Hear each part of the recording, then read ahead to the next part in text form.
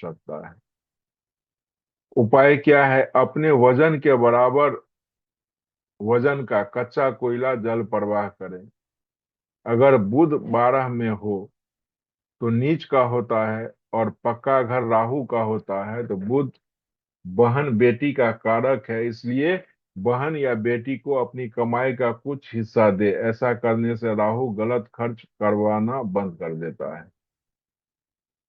अब जन्म कुंडली में राहु अगर शुभ कंडीशन में है तब राहु यहाँ पूरी तरह बुध की स्थिति पर निर्भर करता है। यदि बुध नेक तो राहु भी शुभ फल देगा।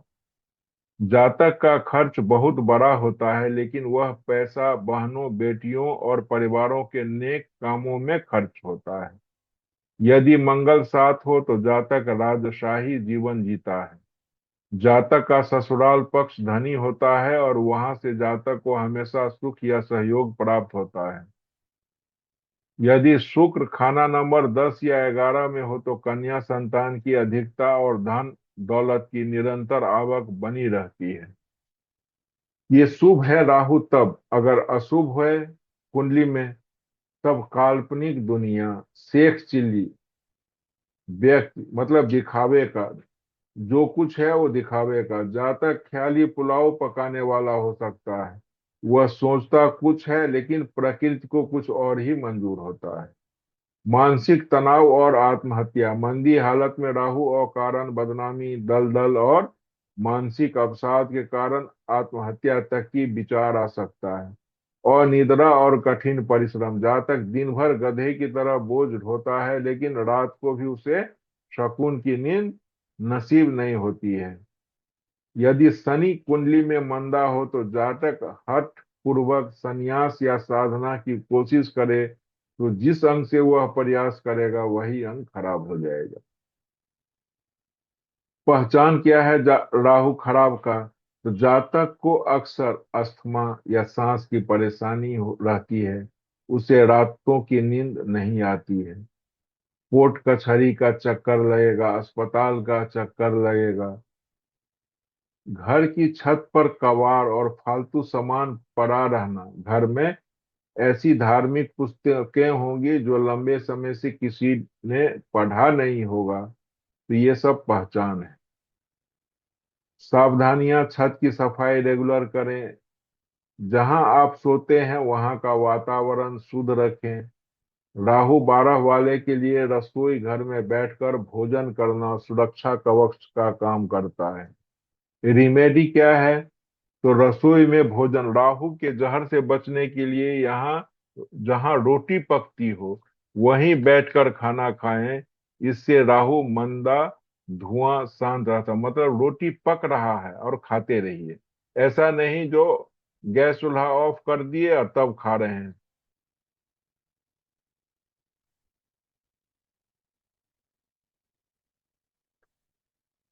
रात को सोते समय अपने सिरहाने या बेड के पास सौंफ या खांड लाल कपड़े में या बोरी में भर कर रखें।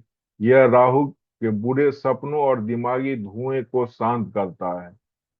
मानसिक शांति के लिए पास में चांदी का ठोस टुकड़ा रखना भी लाभकारी होता है।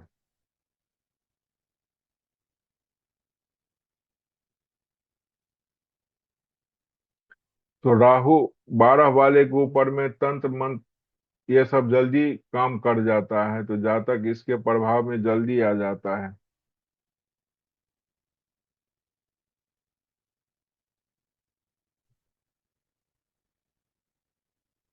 अब देखिए, सूखे नारियल को जल में प्रवाहित करने का उपाय मुख्य रूप से राहु ग्रह को शांति और उसके अशुभ प्रभावों को दूर करने के लिए किया जाता है।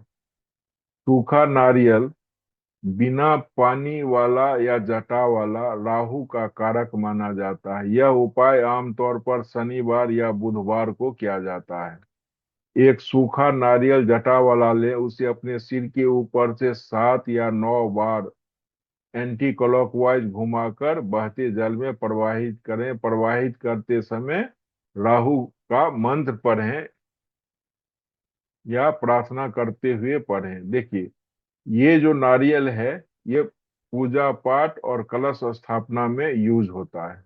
इसको बोलते हैं जटा वाला नारियल, जो राहु केतु और शनि के अशुभ प्रभाव को दूर करने के लिए भी यूज करते हैं। ये है सूखा नारियल, खड़कता हुआ नारियल। तो जब हम राहु का उपाय करते हैं तो ये नारियल यूज करते हैं, क्योंकि ये ड्राई है। तो इसको लघु नारियल भी कहते हैं। ये है खोपड़ा। लाल किताब में सूखा नारियल का जो खोपड़ा है उसकी, इसके अंदर से यही निकलता है। तो जैसे अगर जल प्रवाह करना है तो ये उपाय करेंगे। लेकिन सपोज कीजिए आपको किसी को डोनेशन देना है, गरीब आदमी को देना है नारियल। अगर किसी गरीब को आप ये देंगे तो उसको समझ में नहीं आएगा जो उसके अंदर से ये निकलेगा, वो उसको फेंक देगा। तो इसलिए उस टाइम पे इसको डोनेशन में इसको दिया जाता है। और जैसे राहु के लिए, जैसे राहु को छठा घर में पहुंचाना है तो हम क्या करते हैं, ये नारियल लेते हैं सूखा खोपड़ा, उसको ऊपर से काट देते हैं। उसमें जो कटा हुआ पार्ट है नारियल का उसको घस देते हैं। फिर उसको आटा का के साथ थोड़ा फ्राई करके चीनी डाल के मीठा हलवा जैसे बनाते हैं, बना के उसमें घी मिक्स करके उसको उसमें डाल देते हैं नारियल में। फिर उसको पीपल के पेड़ के नीचे रख दीजिए। तो ये राहु के निगेटिव इम्पैक्ट को कम करता है। अब देखिए राहु और शनि का संबंध। शनि पहले घर में, राहु बाद के घर में। तो राहु शनि के आदेश दिशा का पालन करता है। दोनों की ऊर्जा एक दिशा में प्रवाहित होती है। शनि जो अनुशासन, कर्म और न्याय का मार्ग दिखाता है, राहु उस पे चलता है। तो उससे फल क्या होगा, टकराव कम होगा, सहयोग ज्यादा होगा। जैसे शनि अगर तृतीय भाव में है, राहु सप्तम में है, तो राहु शनि के बाद के घर में है, तो राहु शनि का अनुसरण करेगा। अब सेकेंड कंडीशन क्या है, जब राहु पहले घर में हो, शनि बाद के घर में, तो राहु अपनी मनमानी चाल चल रहा है। राहु भ्रम पैदा करता है। यहाँ पे राहु भ्रम पैदा नहीं करेगा, अब राहु भ्रम पैदा करेगा। भ्रम इच्छाएं और माया की ओर, फल टकराव, संघर्ष, अप्रत्याशित बाधाएं, जातक के जीवन में उथल पुथल। सो राहु तृतीय भाव में, शनि सप्तम भाव में, राहु आगे शनि पीछे, तो दोनों में द्वंद्व चलेगा। सो राहु केतु शनि का प्रभाव देखिए। शनि राहु और केतु के बीच में रिलेशन देखिए। राहु फर्स्ट हाउस में है, शनि 4, 5, 6, सपोज कीजिए कोई भी घर में शनि है। केतु कहाँ है, 7 में है। तो यहाँ पे देखिए राहु, शनि कहाँ है, राहु और केतु के बीच में। तो राहु आगे है, शनि पर राहु का दबाव है। केतु पीछे है, शनि पर केतु का पीछा भी है। मतलब शनि दोनों के बीच में फंसा हुआ है। तो राहु शनि को भौतिक इच्छाओं, महत्वाकांक्षाओं और भ्रम की ओर खींचता है। केतु शनि को वैराग, कटाव और अचानक छोड़ने की ओर धकेलता है।